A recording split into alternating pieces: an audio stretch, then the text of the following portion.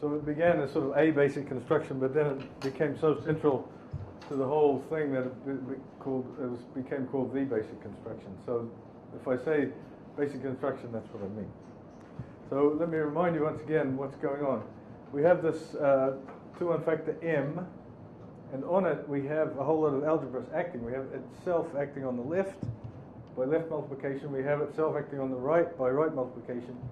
Therefore, n acts by restriction on the left and on the right by right multiplication. And we did this algebra M1, which by definition is what's called the commutant of this action here. I've written it out explicitly there so that you can't tell me I'm using any notation that fooled you or that was not brought out in the open. So it's a set of all linear maps from M to M such that they're right n module maps, if you will, in algebraic terms, which means that x of mn equals x of mn. We can say it commutes with the right action of n. It's the commutant of the right action of n. Okay? So I've said it now many, many times. You're supposed to have absorbed it at this stage. All right, now the other thing that was very important yesterday that we introduced to define our index was some canonical thing that we got from probability theory, which was this conditional expectation. So in here, we have E sub n in M1. All right? So we know that there's this conditional expectation which acts sort of as a projection. This goes from n onto n. All right? But since n is an m, we can also think of it as a map from m to itself. And as such, it's certainly a right n module map. In fact, it's a bimodule map. Let me write that up. En of n1 m.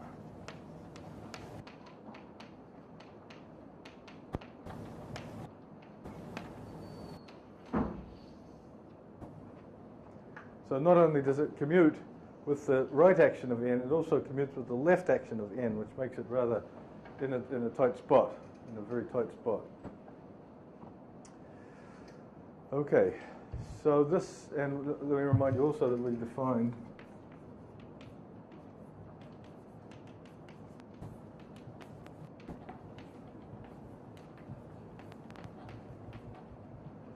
certainly, if I said this, if this is a 2-1 factor and this is a finite index, this is a 2-1 factor, and we can normalize the trace, of course, so the trace is equal to 1, and therefore we have this canonical number, which is in the reals. And I stated the theorem yesterday about what possible numbers this index can take for 2-1 factors. And today I want to take up the question of the construction. So basically, the theorem was in two parts. The first was the restrictions, which said that if it was less than 4, it had to be one of these discrete set of numbers, 4 cosine squared pi over n. And and that was the first part. And the second part said, perhaps most interesting of all of these 4 cosine squared pi over n numbers, which seem to be quite bizarre, all realized.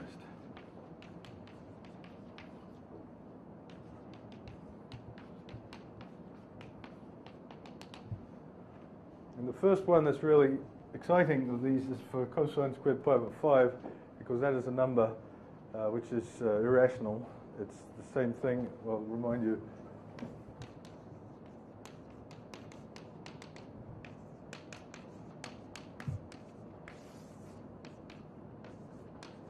It's the same as the golden mean squared.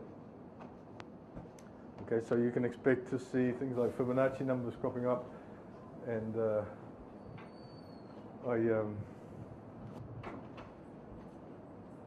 it's funny, ultimately we're all somewhat egoistic in this game, and for me the discovery, I'm going to tell you how to construct this subfactor, and its discovery was for me the greatest thing in my life, really. I spent, greatest mathematical thing in my life, I spent vast amounts of time on this particular subfactor because it was a sort of, either I had a new theory or I didn't, right? These, cos squared pi over 3 was trivial, pi over 4 was trivial, pi over 6 was trivial, so this was the one. If this existed, there was something really new and exciting going on. If it didn't, well,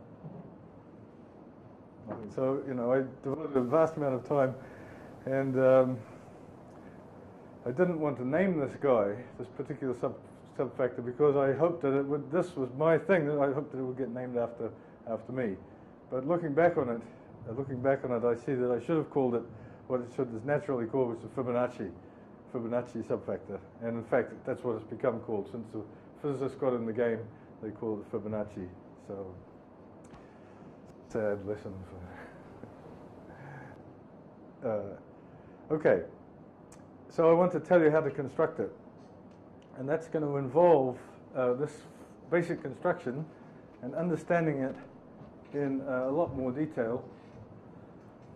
But perhaps I should say that this was a construction from 1981 or so, 82, and it's still the only real construction of this subfactor. I mean, there's other ways, more sophisticated ways, but at the end of the day, you'll find they boil down to what I'm going to do now. All right, so there's two things that we have to study. One is, let me start off with that, because it'll bring us all down to you know, get our feet firmly on the ground and our hands dirty and all that sort of thing. I want to study this basic construction in finite dimensions. So this is what we're going to spend a little while doing.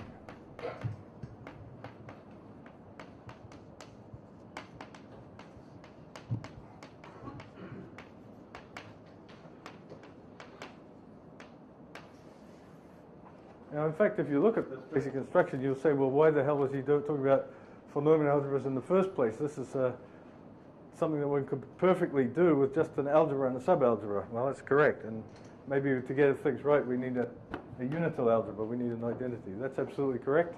This basic construction could be done with nothing more than an algebra and a subalgebra. Okay, now what you wouldn't have, of course, is this conditional expectation in the way. Oh, I forgot to say something. I forgot to say something rather important. Let me step back. And that is that you can you have M, okay, acting on the left, and you have En acting on M by projecting down onto N. So you have these two kinds of operators on M. You have left multiplication by M, and you have this projection. They look rather different, they smell rather different, but what you can do is you can throw them into a pot and stir the pot around and see what you get. In other words, you can look at the algebra generated by M and En.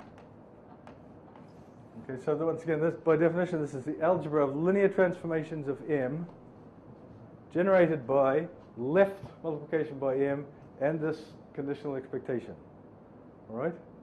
From what we've seen, it's obviously contained in M1. And the result is that it's actually equal to M1 for 2 unfactors. Okay? So if you just had an arbitrary algebra, first of all, you wouldn't have this conditional expectation.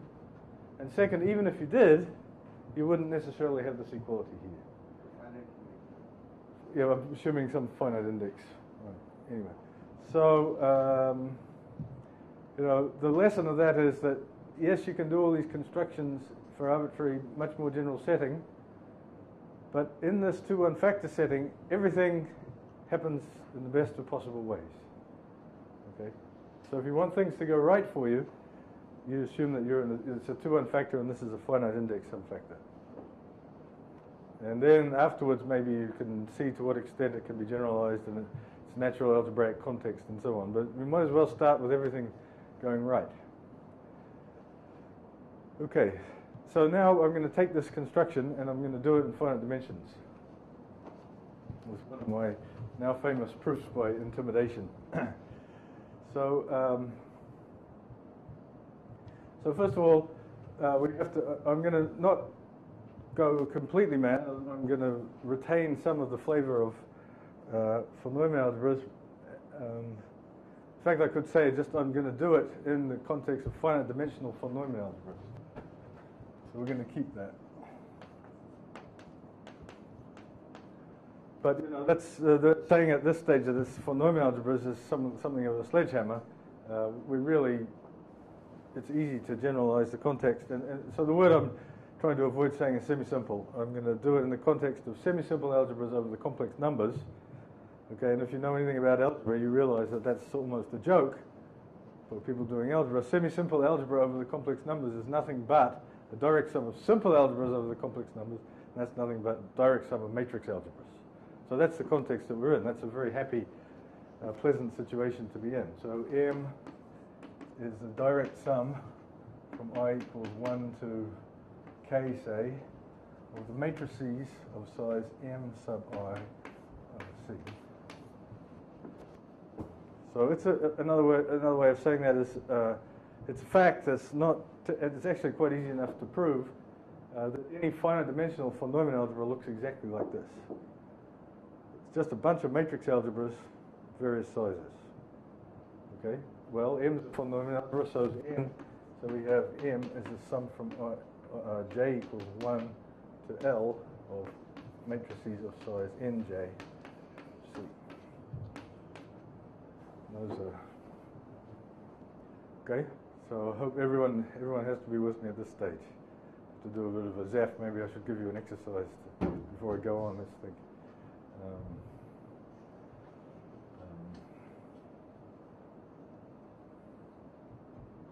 Well, the one will come soon enough. It will be too hard to do. Yeah. May just make a rotationally it will be better if you wrote L and interchange K and L. K and L, because of the order of the alphabet? So you want K cross K. rather than L cross K. Is that what you wanted? Yeah. If you see a reason, then that's good. So I'll stick with it. K and L, what is that? May be different.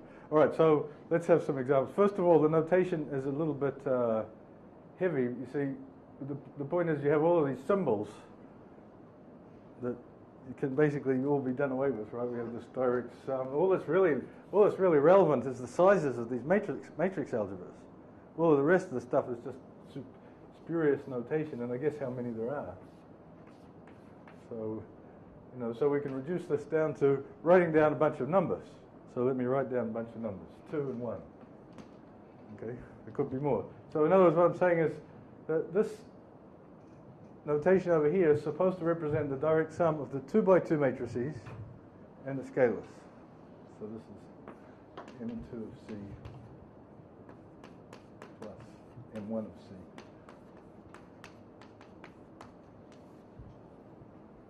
Okay?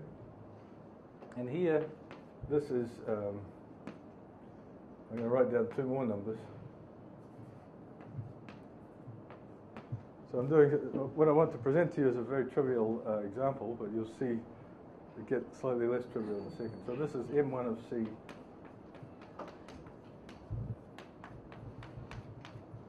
Right, so to tell you what M and N are as algebras, all I have to do is give you these numbers. That's right. This finite dimensional von Neumann algebras are extremely simple objects, very easy to understand, which is rather nice in the theory, because it means if you can reduce something to finite dimensions, it's almost over. Well, I can think of many exceptions to that, but it's a good attitude to take.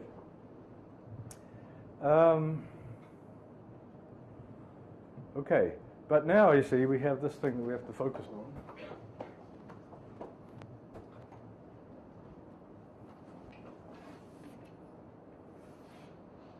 Which is the inclusion.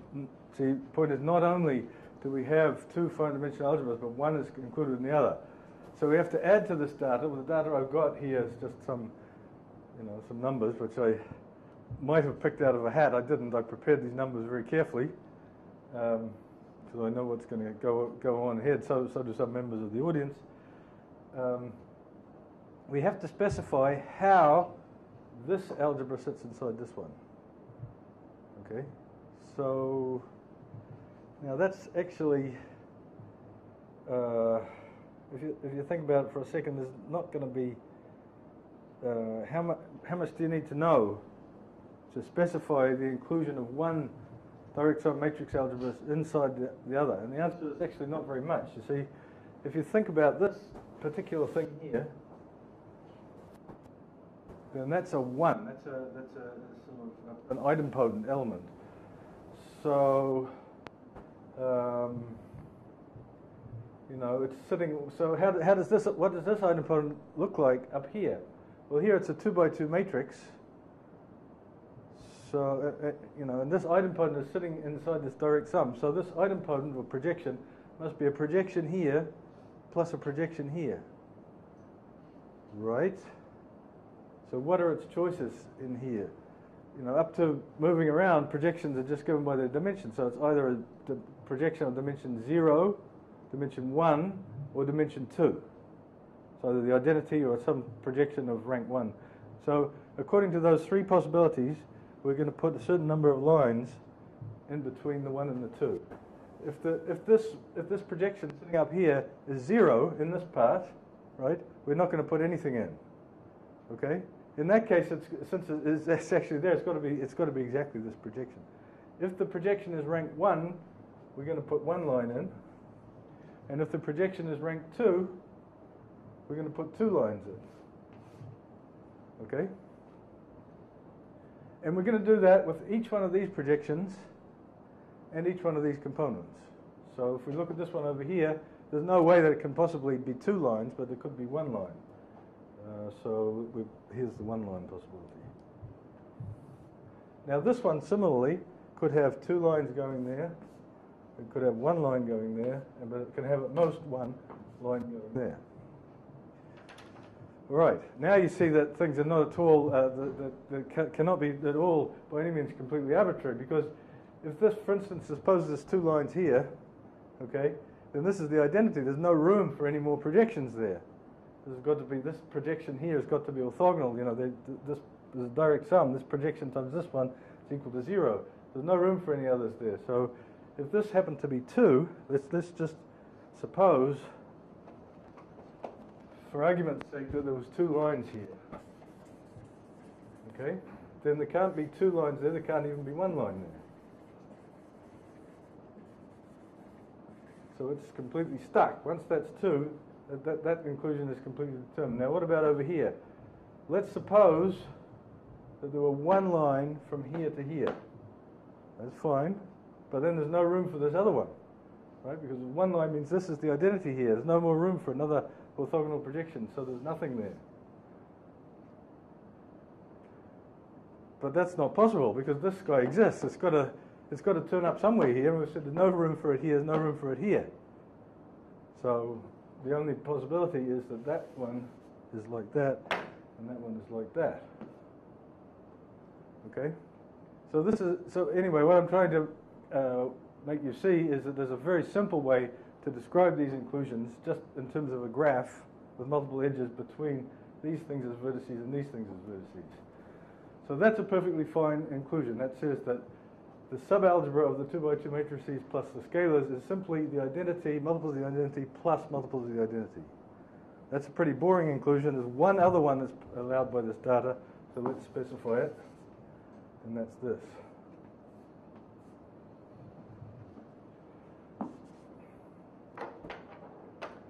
Okay, that certainly is perfectly fine. This one shows up here.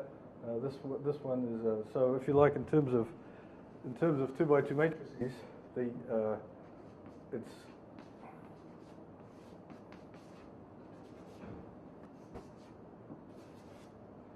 so to hopefully demystify everything. This algebra up here is the direct sum of 2 by 2 matrices plus the scalars, and what I'm saying is this subalgebra is the set of all x0, 0, y plus y. This y cropping up here and here corresponds to these 2, and the fact that it only occurs once there is that, right? The other inclusion, if we'd done that, would be something like x00, 0x plus y. Okay. Scalar multiples of the identity. All right. So hopefully, by example, you're now convinced that in order to specify an inclusion of one finite dimensional full nominal algebra and another, you need these numbers and you need a graph. Naturally, a bipartite graph. It splits into 2 halves. There's the n half and the m half. Okay. So, what more do I want to say about it? Oh yes, very important. Now, all of a sudden, you remember that way back at the beginning when I defined a subfactor, I said these polynomial algebras might as well have their identities, and there was a question of, is the identity of n the same as the identity of m? Now that was fairly innocent when they were factors, but now that they're not factors, you could imagine having sort of a bit more freedom about, you know, the identity and so on, this and that. Well, the fact that the identity of n is the same as the identity of m, half a minute's thought convinces you that that's exactly the same thing as saying that this number here is the sum of these numbers up here counted with their multiplicity. So if I wanted to, if now, suppose let's change the game, this will be the last attempt to create intuition on the subject. If I wanted to change that to that, then I could do that, except that I would just have to replace that 2 there by 3. Okay, that's a perfectly fine, these things are called Brattley diagrams, by the way. Maybe they shouldn't be, because Brattley might be a bit embarrassed. This is a little bit less than what is really a Brattley diagram, but we'll call it a Brattley diagram. Okay, so let's look at this particular inclusion here, and to make sure that everyone gets everything, let's describe it as a 3 by 3 matrix in this form here. Okay? Well, it's the same thing, except here we've got to get 3 by 3 matrices, but if we make X be a 2 by 2 matrix, so we'll get X, 0, 0, 0, 0, Y plus Y. So that's this direct sum of matrices, this describes a copy of C plus a copy of C sitting with these specified, these things are called multiplicities. So the fact that you get 2 X's here is that, okay. So there's a little theorem which I've more or less gone most of the way to proving that, you know, anytime you have a diagram like this, you can make an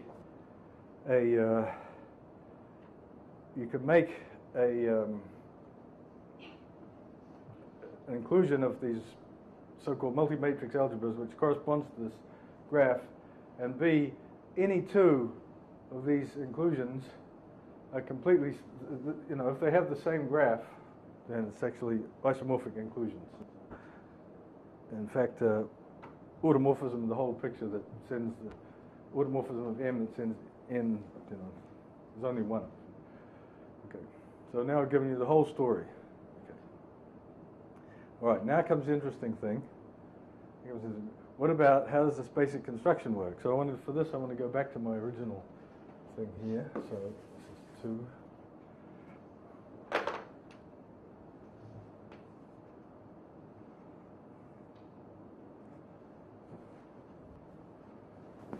How does this basic construction work? So this is N, and this is M, and we're going to say M1. All right, well, you know, I said before that if these, well, take it from me, M1 has to be a finite dimensional polynomial algebra. It doesn't have any choice, but it's an algebra acting on M. M is finite dimensional, so it's got to be a finite dimensional polynomial algebra. So it itself has to be a direct sum of finitely many matrix algebras of various sizes. Okay? Now we've said that this diagram suffices to describe this inclusion here. Okay? So therefore it's going to suffice to describe this inclusion here. This is M1. Okay? So in other words, what I'm saying is that there's a way to obtain the matrix for this inclusion, to obtain the Brattley diagram for this inclusion from this one. Has to be. It's a canonical construction, so there must be a canonical way. All right. So the first thing is how many of these, how many components, how many summands are there in M1? Well, these guys are actually, the number of components is the dimension of the center. The center. So the first thing we want to know is what's the center of M1? Well, the center, there's actually something slightly non-trivial that goes into this. It's the so-called bicommutant theorem, which presumably was known to Wedderburn, but folklore has it that the finite dimensional version was only discovered after the von Neumann's infinite dimensional version. Anyway, to cut a long story short, it's not much more than the content of this bicommutative theorem, that the center of n and the center of M1 are the same. Center of n and the center of M1 are the same. Okay? You could do that as an exercise, difficult exercise, without any fancy knowledge. Okay, so what does that mean? It means how many points are there, how many numbers are there that we need to put up on the board to describe M1? The same as the number here. Okay? So therefore, there are two numbers here.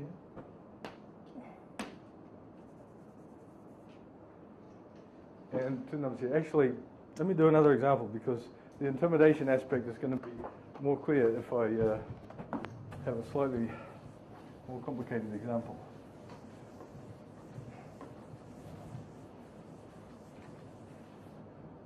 So let's assume that we have 1 and 1 and then 2. I'm just going to complexify it a little bit, situation. So this is another Brattley diagram for the inclusion. Exercise, please do it in your heads. Write down the actual matrices that specify this inclusion. Okay? Well, let's do the exercise. It's the set of all x plus x, 0, 0, y plus y.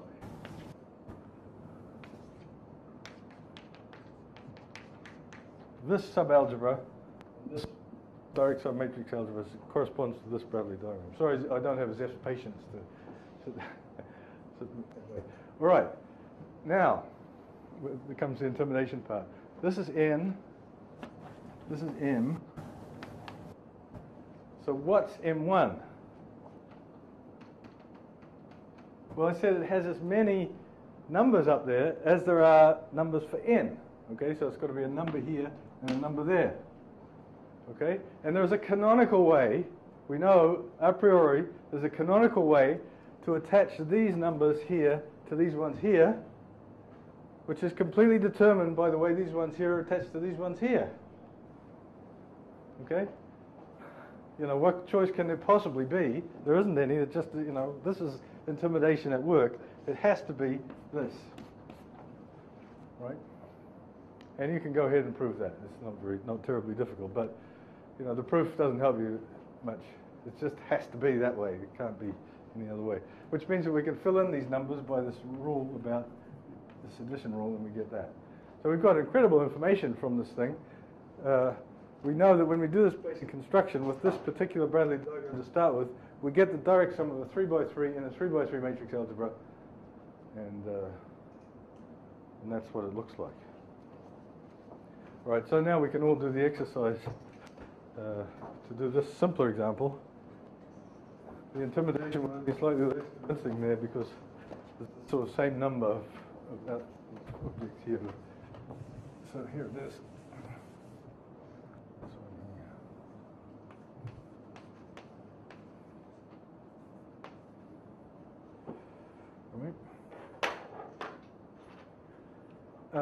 I'd like to, you know, try to ram home a point that this construction is really useful. Just the knowledge that this is the way things work. You can deduce amazing things in group representation theory and all kinds of other things. We're going to use it in a special way, but it's a general and very useful construction. In fact, you can find this. Of course, this is canonical. The algebras have obviously done this and, you know, refined it in very polished gem, which means that you can look at it, but you can't get it out of its glass case. If you go to Bourbaki, okay, you'll find this in the exercises somewhere there. There is a beautiful general statement of this theorem, which, you know, it is precisely, it's this polished gem in a glass case, but if you want to actually do something with it, you've got to somehow get it out of its glass case, and it's very well protected in there. So what I've done is an extremely hands-on version of this thing that you will find at the you know, quite explicitly in Bourbaki and other places. But you won't see any of these pictures, right, and you won't have this hands-on feel for it. Okay, on the other hand, you'll be able to prove it. With the proof, it will mean nothing to you. All right, so that was part A of what I wanted to do. Remember, back to the goal, we're trying to construct these subfactors, and especially this one here. If that's the one that if that one really works, then all the other ones are going to work too. Okay. So that was one ingredient. I needed to study the basic construction in finite dimensions. I haven't told you why, but that will come. So there's going to be 3 ingredients. That was one. Finite basic construction in finite dimensions. Let's put that up there as having been covered.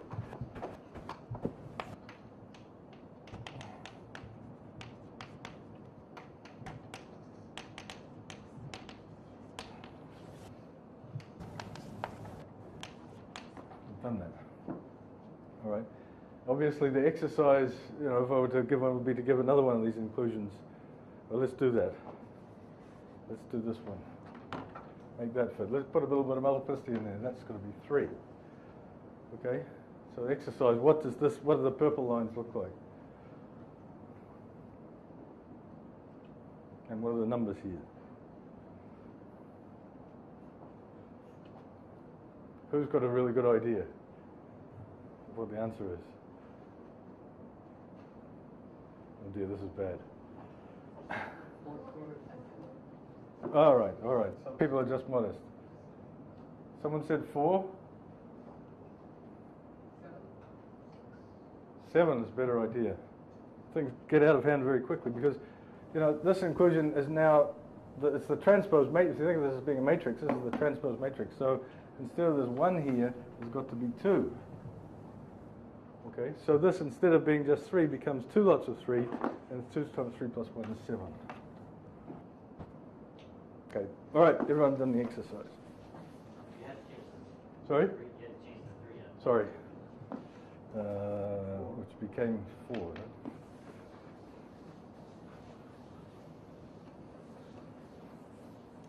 All right, section 2 on the list is iterate.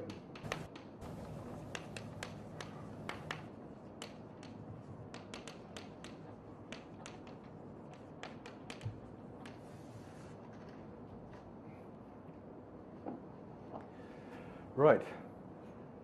So this basic construction is something that we like. It's given us the index, and it's given us a very pretty combinatorial thing in finite dimensions. So, better leave out the limerick. What we want to do is we love it so much that we want to do it again and again and again. Right. So we take.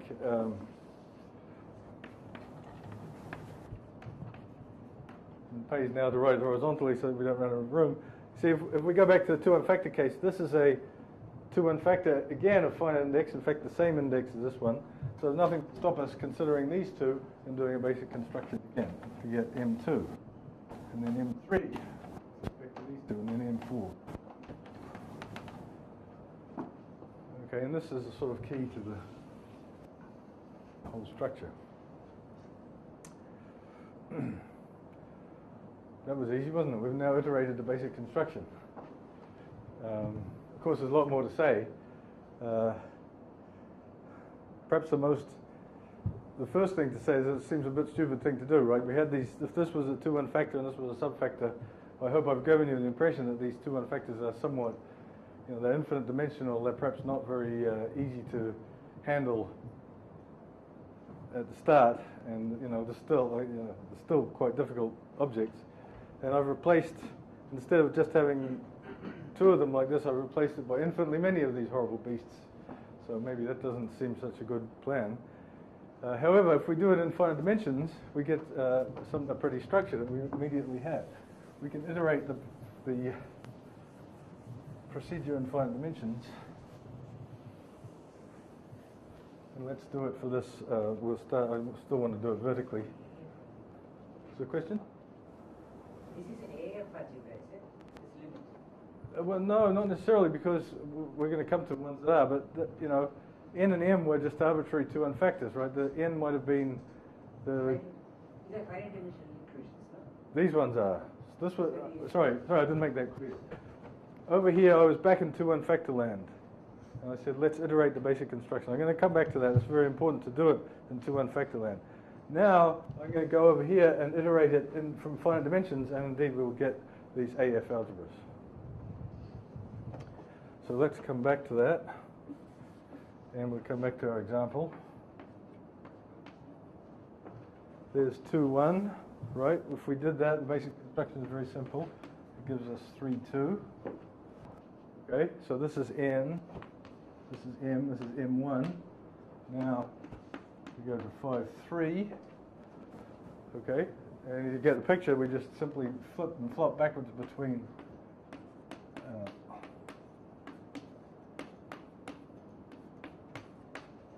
and so on. And we get a tower of algebras. This is M1 contained in M2, contained in M3, and so on. They're all finite dimensional. But obviously, if we've iterated this all the way to infinity, we would want to consider the union of all of those, which is what's called an AF algebra, approximately finite dimensional. It's a union of an increasing sequence of finite dimensional algebras. So it's AF. So the union of I of M sub I is an AF algebra. And you'll notice in this example, as I said, I told you we were going to see the Fibonacci numbers, and there they are. Come up 1, 1, 2, 3, 5, 8, 13, 21, so on. Okay, and this is a dot, dot, dot in the vertical direction. So we have, we could call this M infinity.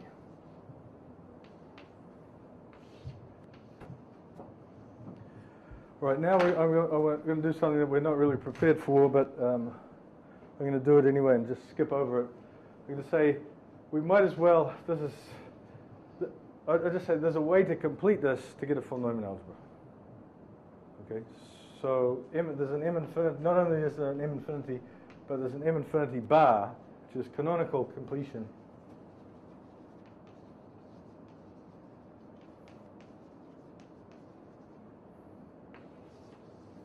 And it's a full Neumann algebra.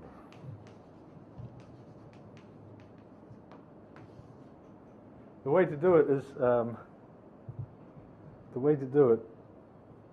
to first of all make M into a Hilbert space, M infinity into a Hilbert space by what's called a GNS construction, and then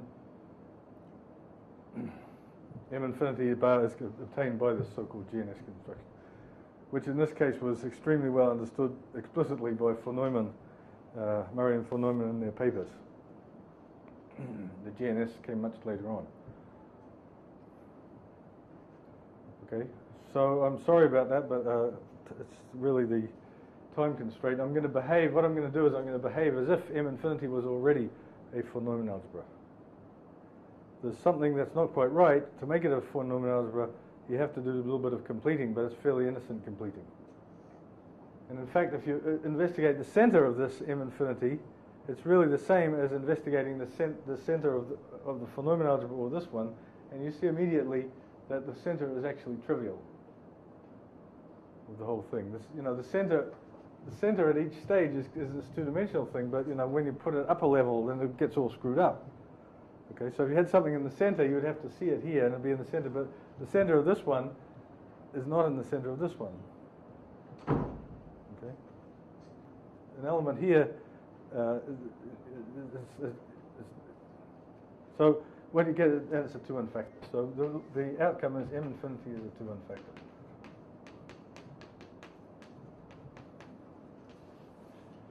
Aha. Now we can check this off.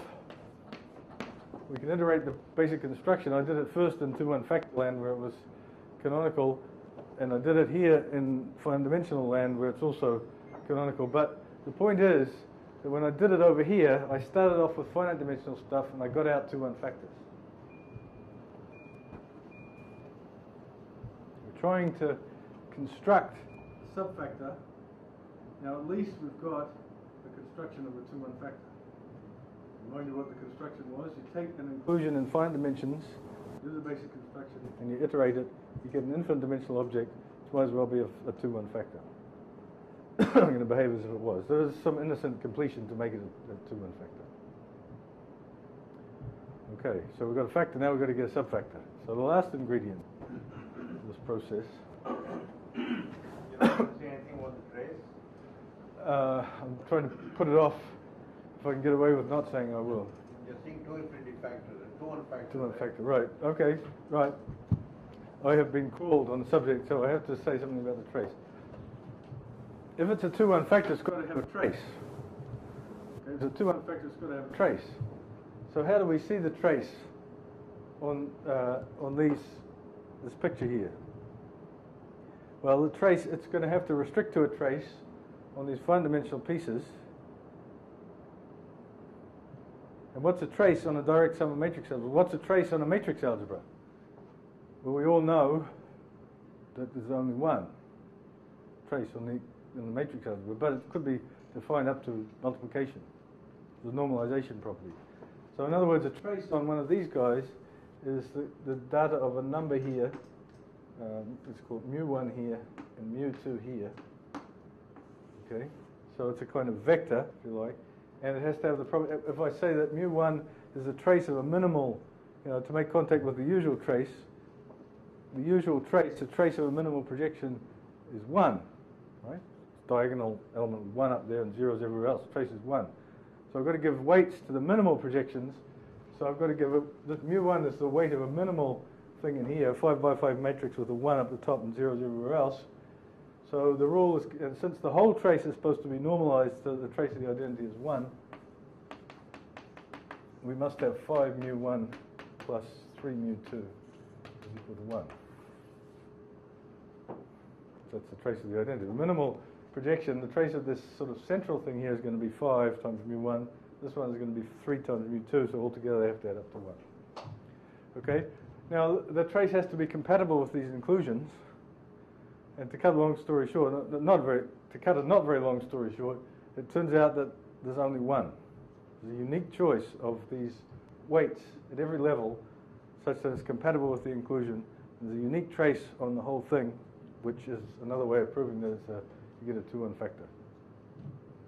Unique.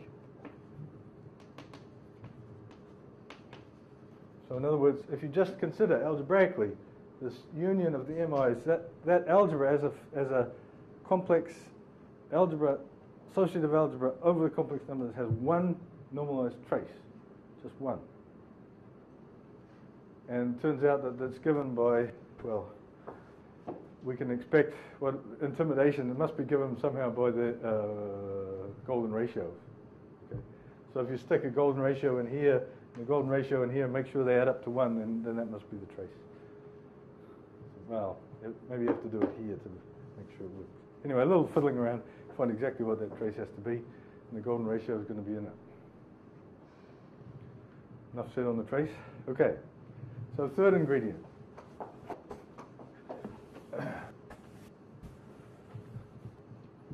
Third ingredient. Can I just Yes. This has something to do with taking a state on the normalize and expanding in external states at each level. Well, the states in this case are traces. Traces normalize Right. with some. Right. When I go up and look at the extremal states there will be coefficients and they look like these mu's. Well, there will be lots of extremal states, but there's only one trace. Period. It is extremal because there's only one point. You've got a simplex with only one point. If you looked at states, that would be a different story. Yeah. Okay. But traces, there's only one. But you're normalizing the trace in each component. Right. in different- What I'm saying is, let's suppose there is a trace on the big thing.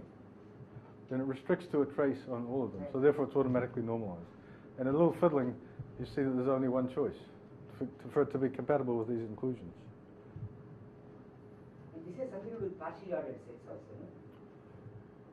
Well, possibly, but Okay. I mean, I think you're doing things that are much more fancy. If you start looking at states, and these are like traces without the trace property, then that's a very complicated story. I mean, another example of this is, which I was also somewhat, is the Clifford algebra. You can make the Clifford algebra come up in this situation in the CAR algebra, the canonical anti-commutation relation algebra. And there, once again, there's only one trace. There's only one, what's it called, quasi-free state that's actually a trace. There's only one. But there's a whole lot of quasi-free states. Okay. Similarly here, there's tons and tons of interesting states. And there's only one trace. All right, so the third ingredient is, unless there's any more questions, and nobody else answer, is commuting squares.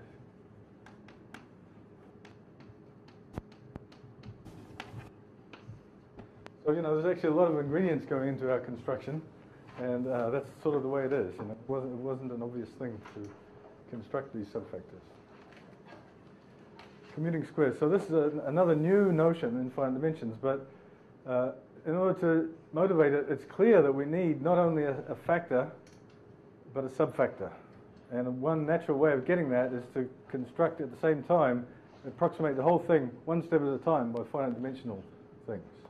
So I'll define what I mean by a commuting square, and then I'll show how it gives us our subfactors.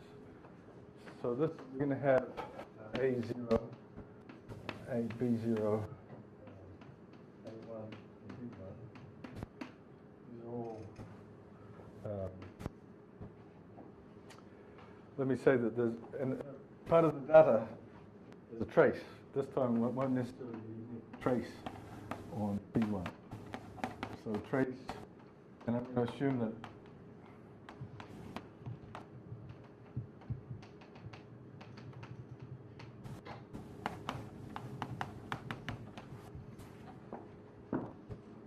so part of the data of this commuting square will be the choice of a trace on B1.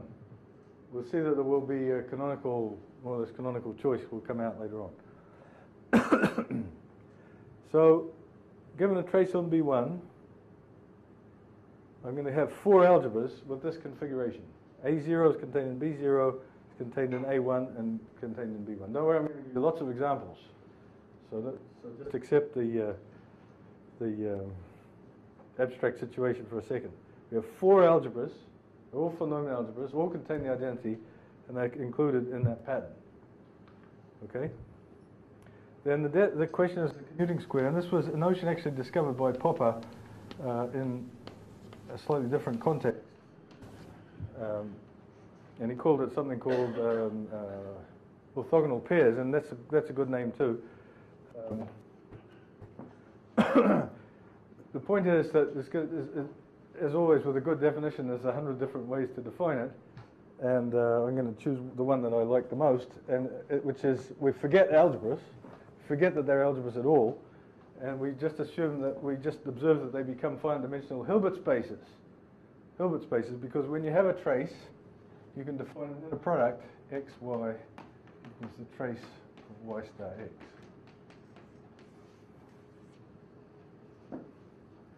That makes, if you look at these conditions and blah, blah, blah, then that makes the space, since it's finite dimensional, we don't have to complete, makes it into a Hilbert space.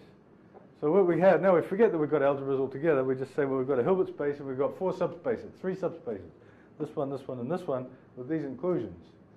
And to say that that's commuting square is to say that these are in the simplest possible geometric configuration. We have this subspace, and their intersection, and the simplest imaginable thing is that modulo their intersection, they are orthogonal. Okay? So B0 and A1 are orthogonal mod.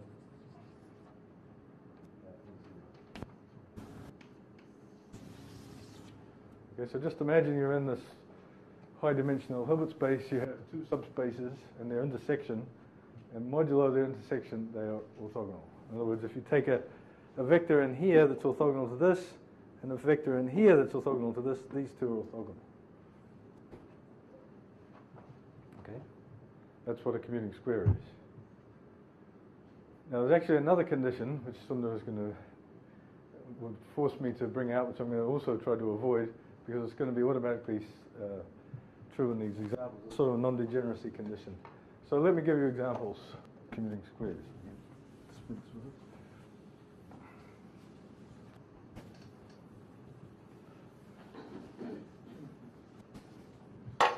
So now we're really on a very basic combinatorial level because these. Well, let me do the first example.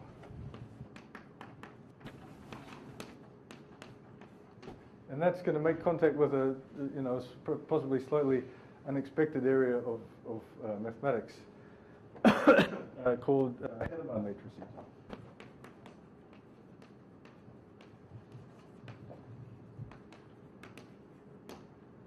So there's a little parenthesis in this inside the parenthesis, let me remind you what Hadamard Matrix is, or I'll tell you what it is if you don't know already. Hadamard Matrix was, the concept was, it's an interesting history.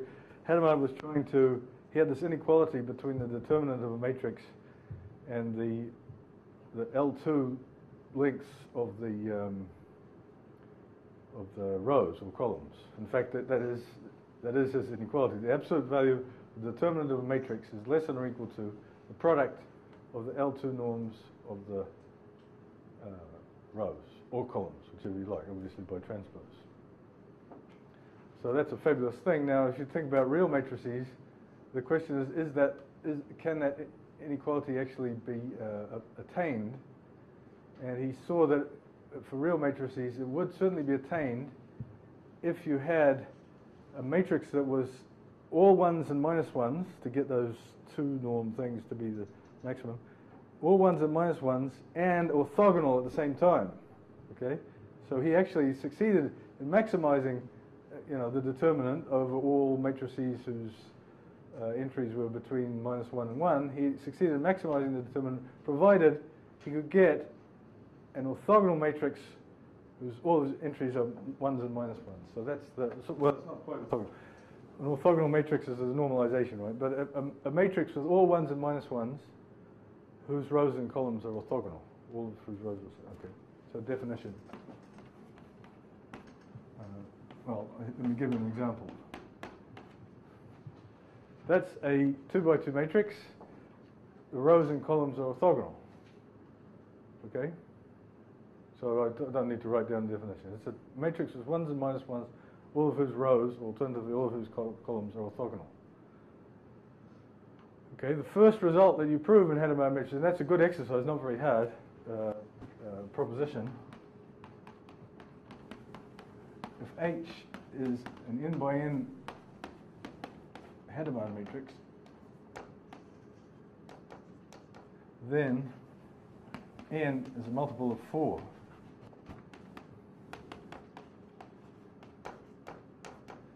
Okay, so this looks like a bad start. There's a counterexample right on the board, but this is the only counterexample. So it's either 2 or it's a multiple of 4. And that's a good, simple, fun exercise to do. All right, so, and there's an unopened problem.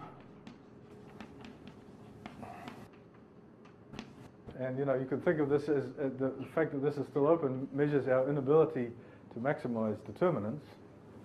Okay, because if we had the answer to this, we would have maximized a lot of determinants over compact sets of matrices. And the open problem is the converse. Is it true that for all n which is multiple of 4, is there a Hadamard matrix of that size?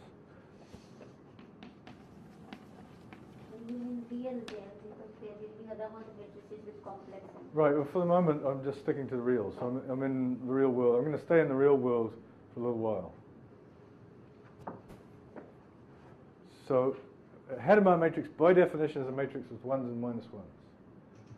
So the question is there a Hadamard matrix for all of size k whenever k is a multiple of 4?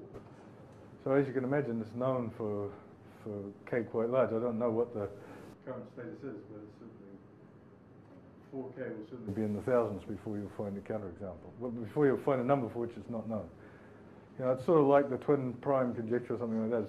It's obviously true, but to try to get a construction that works for everyone seems to be quite difficult.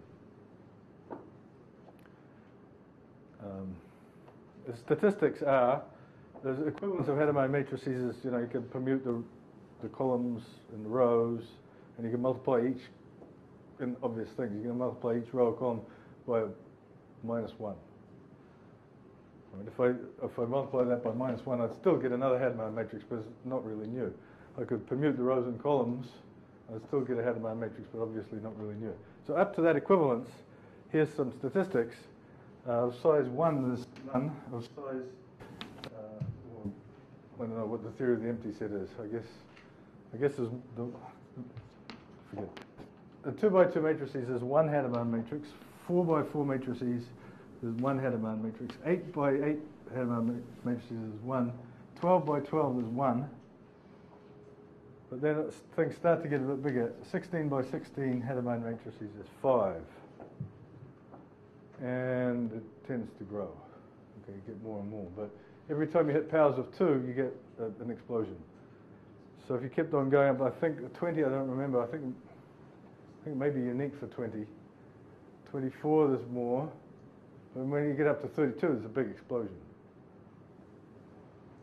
Which is, from practical point of view, rather interesting. All right, so this is, all right, so now you're supposed to remember what the hell has this got to do with anything? Why am I talking about Hadamard matrices? Okay, so we can answer that.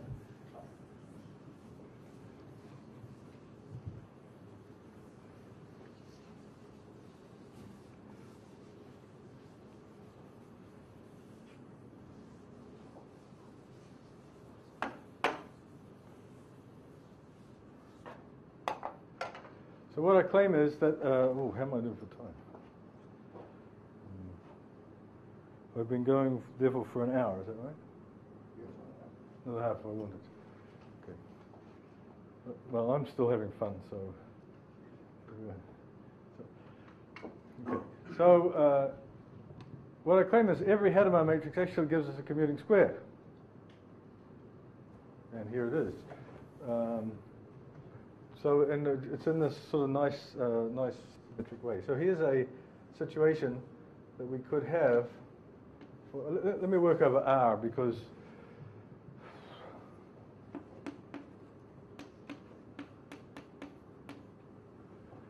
okay. So we'd suppose that remember this commuting square.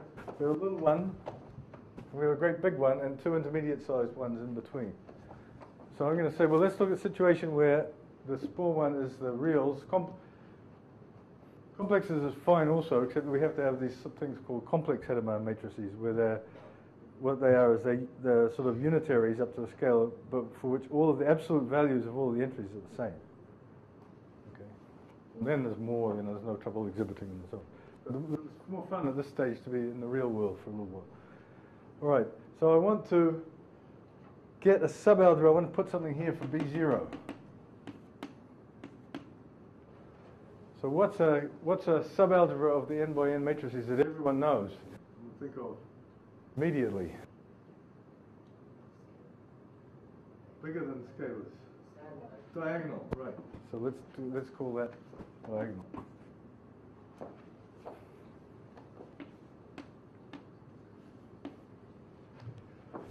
Okay, now we want to fill this thing in with another algebra. So one obvious way to do that is to take this delta and start conjugating it by matrices. And we'll get things that are conjugated. And since we're supposed to be in positive definite land, we want to conjugate by orthogonal matrices. Okay, so I conjugate. So that's the first example of commuting square. Now, maybe there's another example which I should. It'll make contact with the work of Sundar and Krishnan, right? I take a fixed Hadamard matrix, and this gives me a commuting square. Exercise, show that for this to be a commuting square is equivalent to O being Hadamard.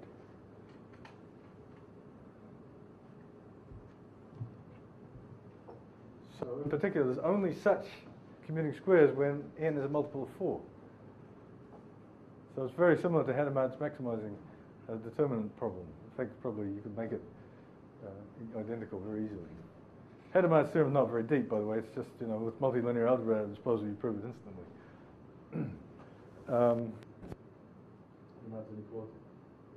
Right, so here's another one. Let's take C. We'll go back to C. We'll take MNC, tensor MNC as a big one.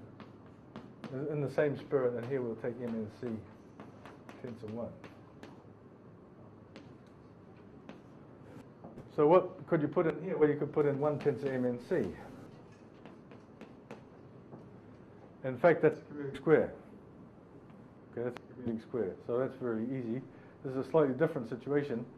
MNC tensor what? The identity. 1 tensor MNC. So, you know, that's the matrices, this block and so on. Now, then what you can do is you can start to conjugate this by unitaries. And then there's a condition which is kind of complicated for this to be a commuting square. And we'll sort of come back to this condition later on. But you know, you can imagine doing an exercise, difficult exercise, not straightforward, but it takes a little while, to write down the condition on this unitary matrix for this to be a commuting square. And there was one example, which is these so-called Latin squares, and there was a generalization of that by Sundar and Krishnan. I believe I got the right co-author. He said she didn't know why her husband's name should go on there. Her name is Uma. Uma. So it's Sundar and Uma Krishnan. They discovered this thing called bipermutation matrices.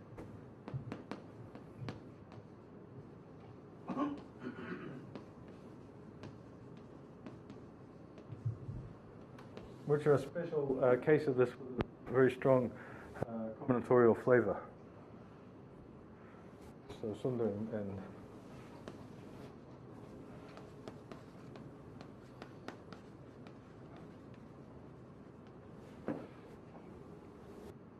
so there's lots of examples and so on and so forth, and these can be looked at also. I could give more examples. Every time you have a finite group, there's a canonical example. Actually, I could give that maybe just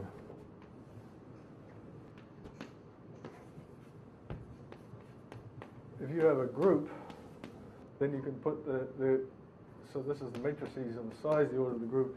You can put the group algebra there, and here you can put functions on the group here. That's a commuting square. And if you have Hopf algebra, you do a similar thing. So there's lots of examples around of commuting squares. My favorite by far is this Hadamard example. It's a very, very intriguing example of these commuting squares. Right. So any questions about commuting squares? Yeah. The square isn't necessarily the quotient to have one.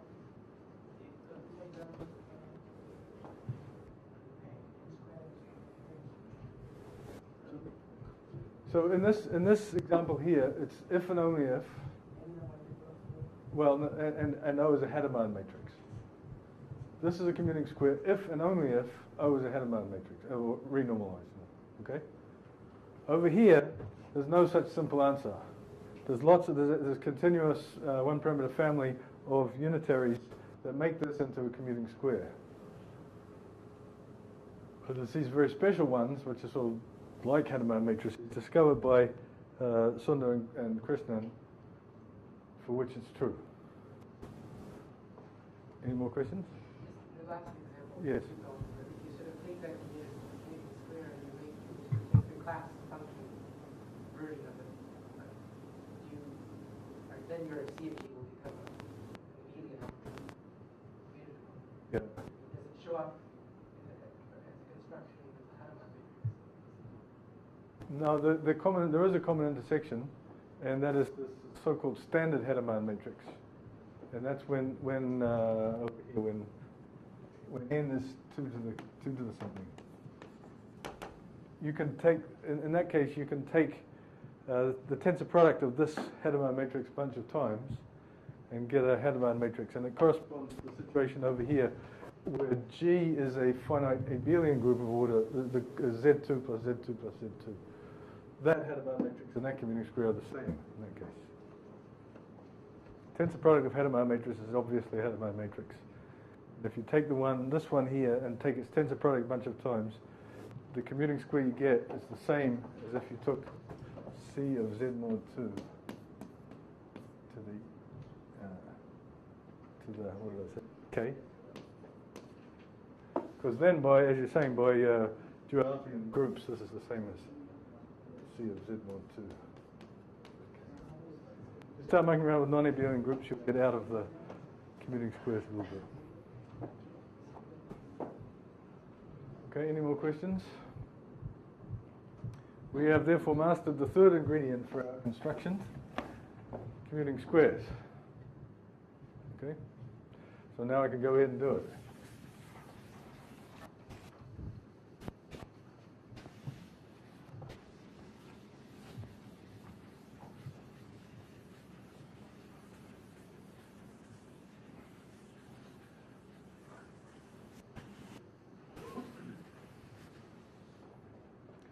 All right, so we're going to combine all three of these to get the promised subfactors. So I'm going to take A0, contained in A1, taking B0, contained in B1, and I'm going to assume that that's a commuting square. All right, so I've taken ingredient 3, I've got a commuting square, any commuting square. Now I'm going to apply the basic construction in finite dimensions to B1. I've said that there was a trace on here. This allows us to construct what we would obviously call B2, which is simply this canonical construction that I've tried to emphasize so much. We start with B0 and B1, we get B2 by any of the procedures, by taking the algebra generated by the conditional expectation. There's a trace here, so there is a conditional expectation. It's from the probability theory. That's what you need is the measure. And the question is, when you do that basic construction to B2, what happens to A1 in there? Well, it's in there, but you remember that there was this condition, there was EB0. That one way to view this basic construction was we took B1 and we threw in this extra orthogonal projection from B1 to B0. Okay? But what was my definition of a commuting square? It was this orthogonality for the subspaces. So when we're taking orthogonal projection, so what this means is if we take the orthogonal projection from here onto here and restrict it to here, we're just going to be chopping off the orthogonal part, so we're going to land in here. Which might not happen if there wasn't a... In fact, that's another one of these equivalent things for a commuting square.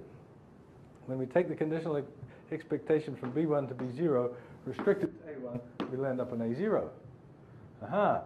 So that means that somehow this commuting square condition is very compatible with the basic construction. So we can look at A1.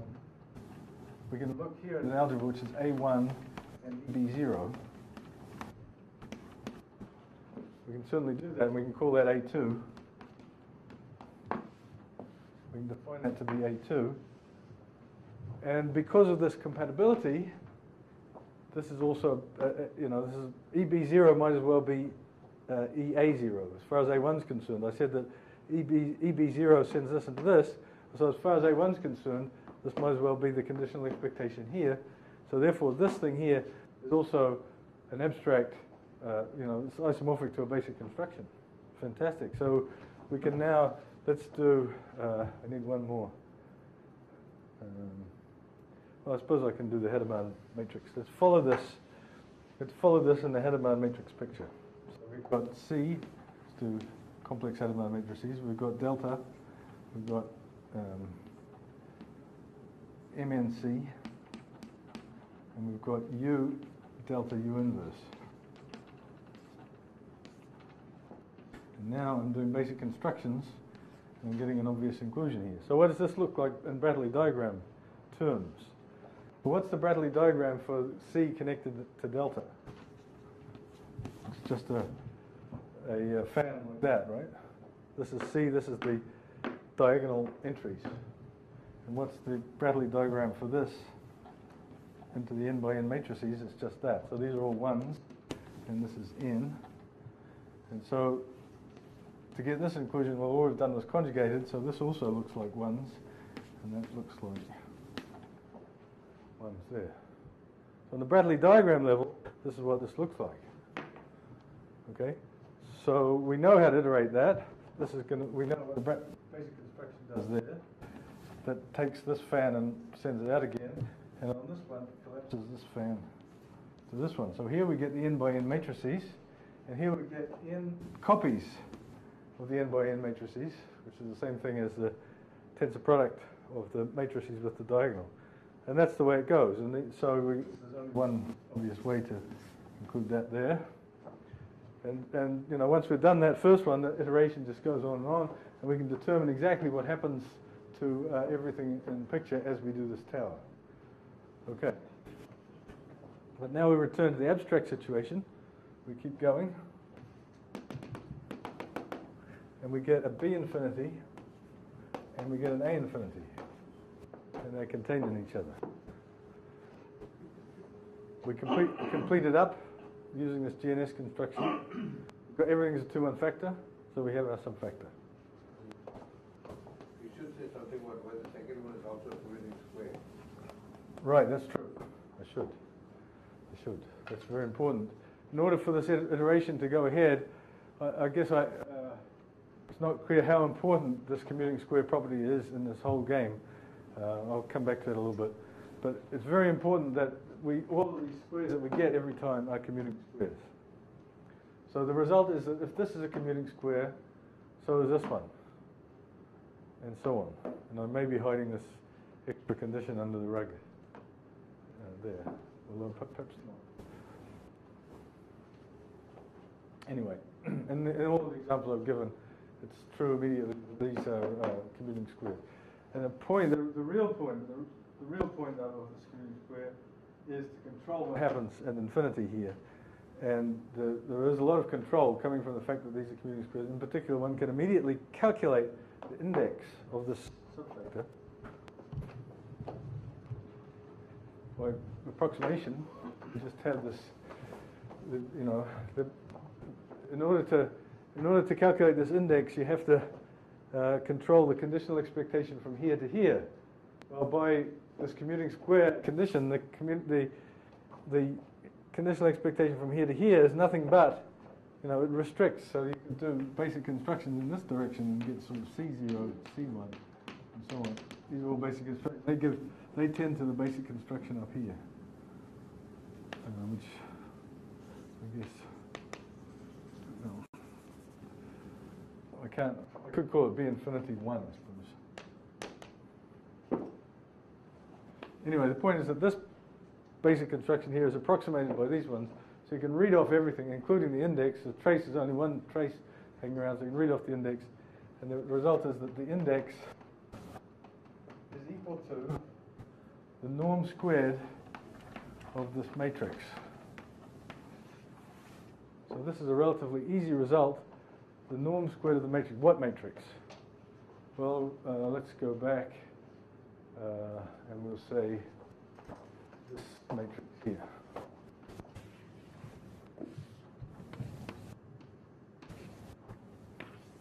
So remember, I started off this lecture, an inclusion of finite dimensional phenomenon algebras, semi-simple algebras, was given by this combinatorial data, which is a bipartite graph.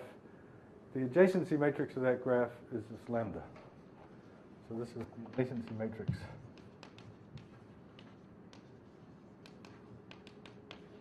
Of the inclusion. Okay, so now, fantastic. We have really accomplished something.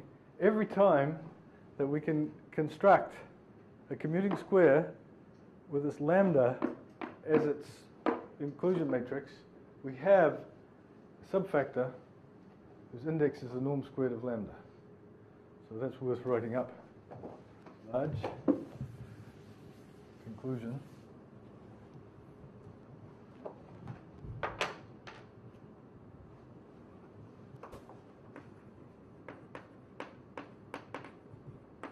If there is a commuting square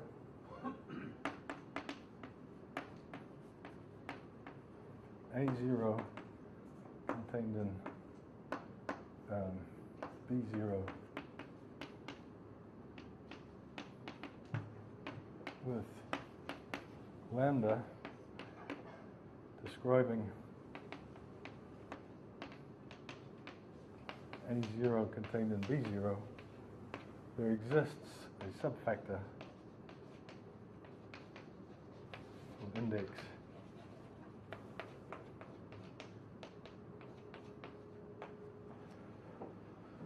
okay, so just to remind you, if you have a matrix lambda, then the norm squared is the largest eigenvalue of lambda transpose.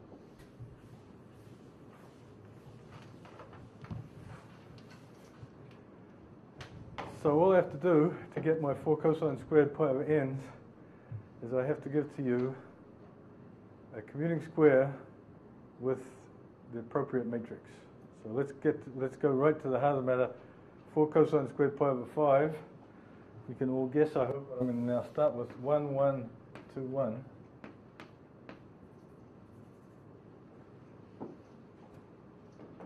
And I assert that you can get a commuting square, so this is A0 and B0, based on this. And here's how you do it. You do the basic construction and you call that B1.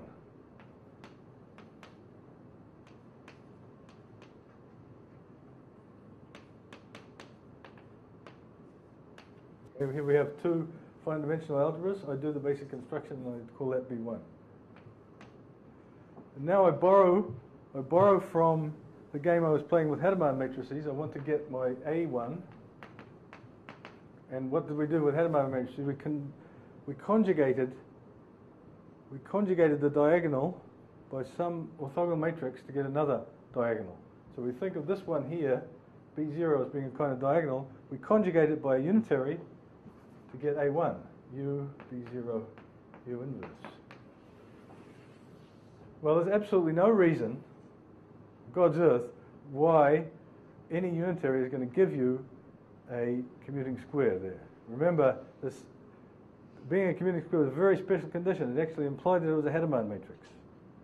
So we've got to go out and try to find a unitary such that when you conjugate it from there, you get a commuting square. Well, God gives us one because we have a projection. We have this God-given projection. So given a projection, we can try a projection as something with 1s down here and 0s down here.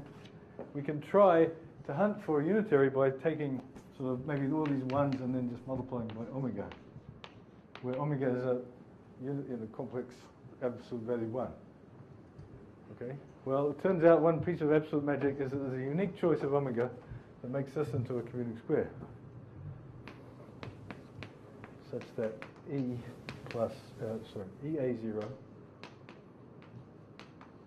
plus omega times 1 minus EA0 is a commuting square.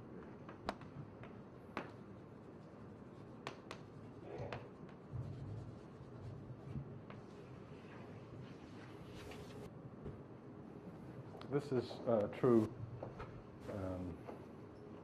It's true.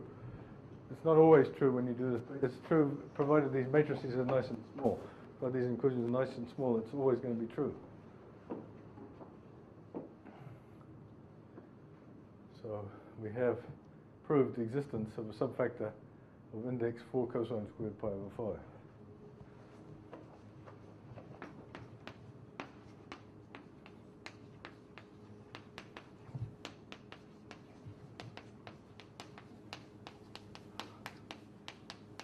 Why 4 cosine squared pi over 5? Well, I've got to figure out what the norm is of this matrix, so let's do that. This is the last calculation, and probably it's, if I'm not already over time, it's getting close. Oh no, I've got a little bit of time. So let's do the calculation of the norm squared of this matrix somewhere. If we would have got a particularly boring value of the index, we would have got exactly n, okay, which is an integer. And if we'd done the Sunda-Krishnan one, we would have got a square even more boring.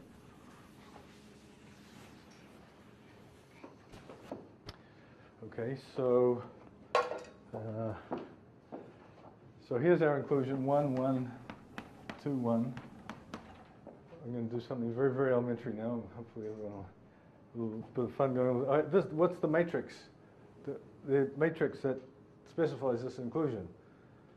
Well, it's a bipartite graph, so you can do this sort of bipartite version of the inclusion matrix, and it's obviously, let's see, if these are the columns and these are the rows, then it's 1, 0, no. What did I say? I said these are the columns, so this one is connected to that one and to that one. This one is only connected to that one.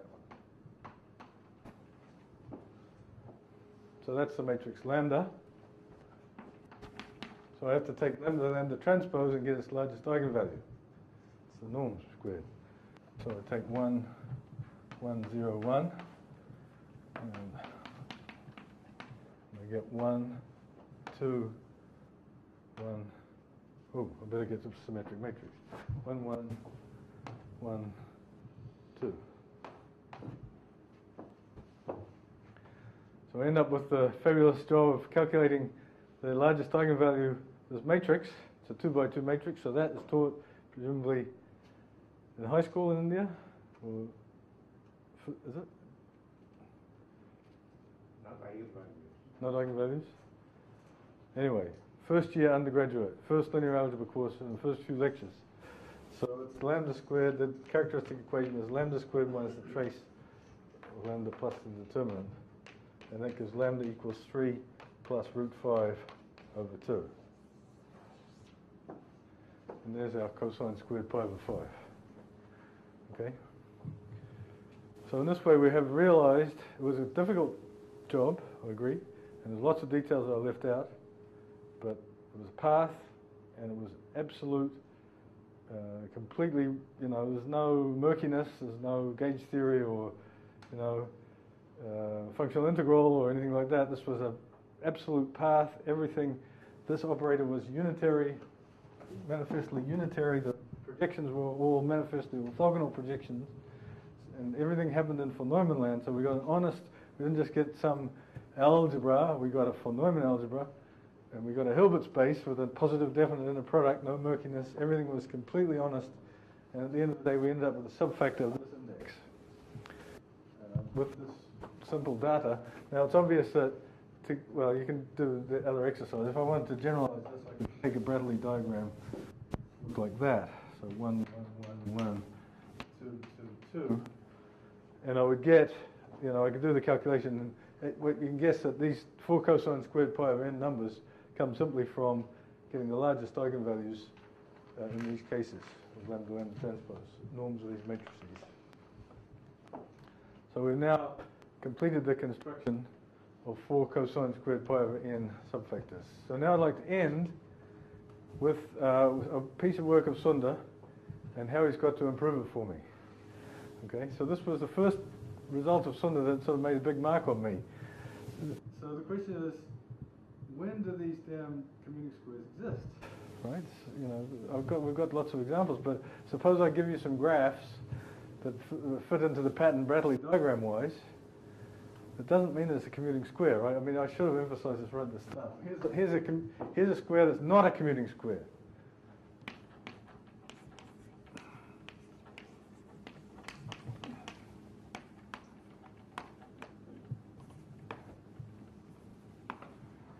Okay, if I take C and then I take the n by n matrices, I take the diagonal, and I take the diagonal here also, that is really not a commuting square. Totally fails to be a commuting square. Okay? In any definition, it fails. So you really have to do something non-trivial. It's not obvious that there are commuting squares, and in this case, we're forced to look at Hadamard matrices to get commuting squares.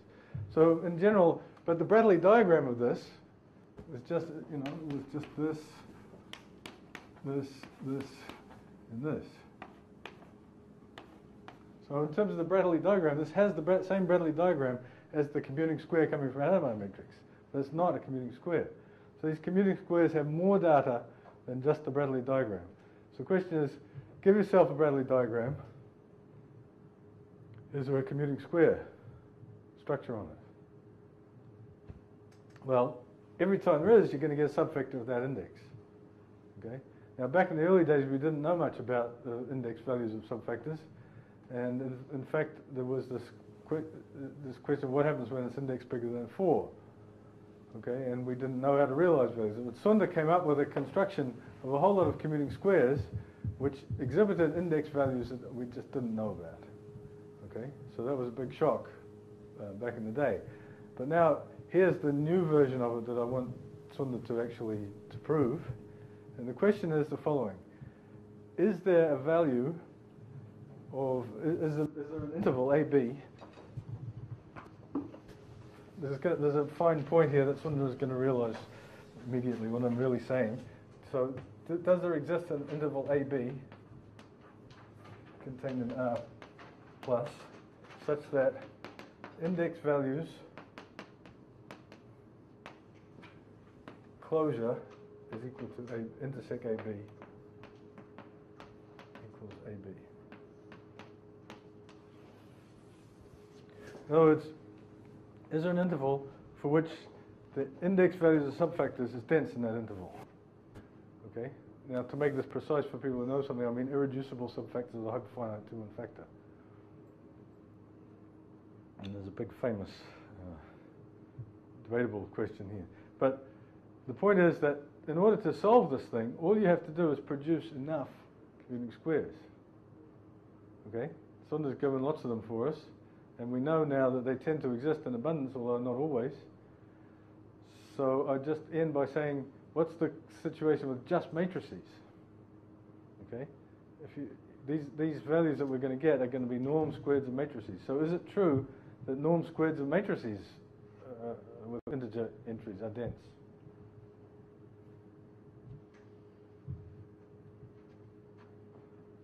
In an interval. Does anyone know the answer?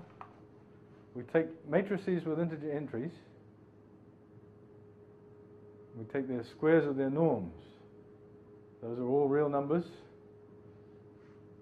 Is there an interval in which those are dense? Okay.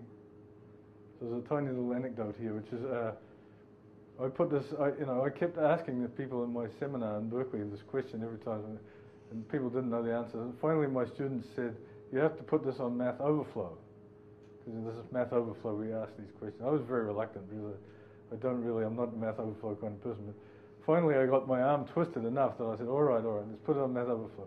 The next day came the answer to the question. And the answer was, well, yes, this result is contained in a book by Vaughan Jones and Gil Dillahab and Fred Goodman, written in 1986 or something. So this was very embarrassing for me.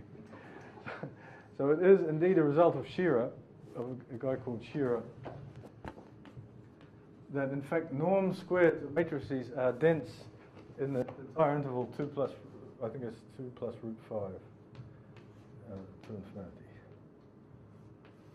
So as soon as you get above 2 plus root 5, you can approximate any real by the norm squared of a matrix to arbitrary precision.